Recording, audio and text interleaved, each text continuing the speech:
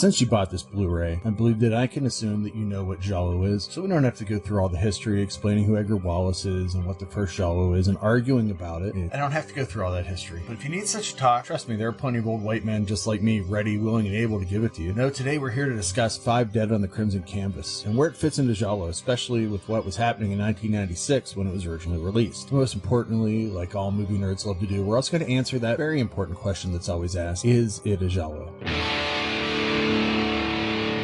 So let's get into where the Giallo was in 1996. The mid-90s are a strange point for the form. We're nearly a decade after Fatal Attraction, the American erotic thriller that lent its story to tons of direct-to-video ripoff. The Giallo directors were still alive, all got to make new films. There were erotic thrillers because of that movie.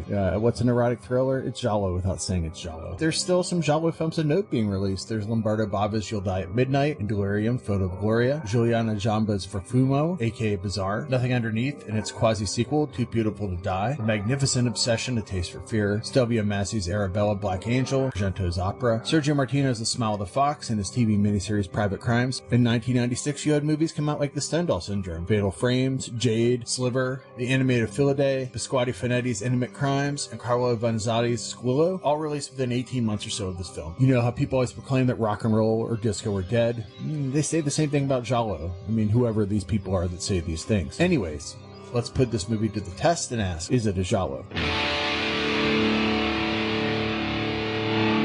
Director and writer Joseph F. Parda meticulously adheres to the most basic parts of the genre. An artist, Richard, has been killed by someone in black. No spoilers here, but anyone who owns his paintings will be stabbed, killed by piranha, stabbed, hit by a car, or stabbed, and stabbed to death. Mysterious murder, killer in black, lots of death. It's a Giallo, and its accompanying adherence to the genre's conventions is quite heartwarming. Technically, can a Giallo be considered one when it was shot in Super 8 on Long Island? Some people are going to go to war with you demanding that all Giallo be made in Italy. This can be a Giallo. But what about its synth-heavy score? Yeah, in my mind, sure. And guess what? You can make your own rules. The movie certainly does.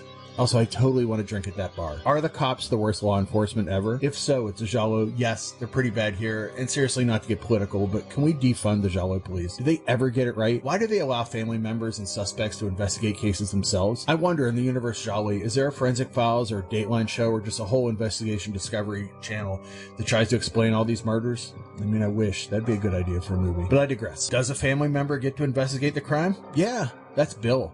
He's played by producer and actor Joe Zaso, who had already made tons of films since his teenage years, including the Giallo Maligno, and would end up in an honest-to-goodness Italian Giallo himself. Giovanni Panagiani's Darkness Surrounds Roberta in 2008. He's kind of like the American George Eastman, but he has better eyebrows and he can cook. So yes, this is a Giallo.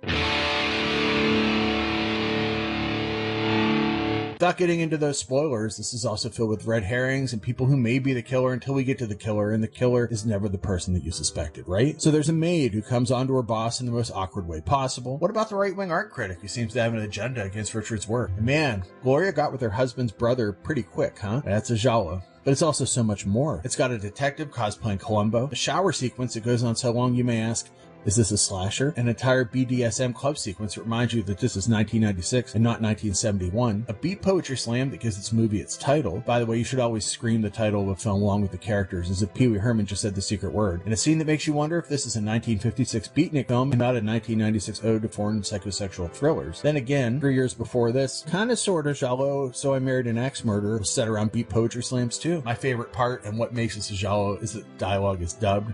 You can tell the difference when you hang out with film nerds by saying who gets turned off by dubbing. I don't want to be your friend if you don't love Carolyn D. Fonseca's voice. Anyways, you've heard me ramble long enough. Please enjoy the film you've bought. A beatnik BDSM 90s shot on Super 8 murder mystery homage to Giallo, a genre of one, I guess. Unless while I was recording this, someone made a letterbox list and added something else. But as far as I can see, no, you're about to watch a genre of one that is still a Giallo.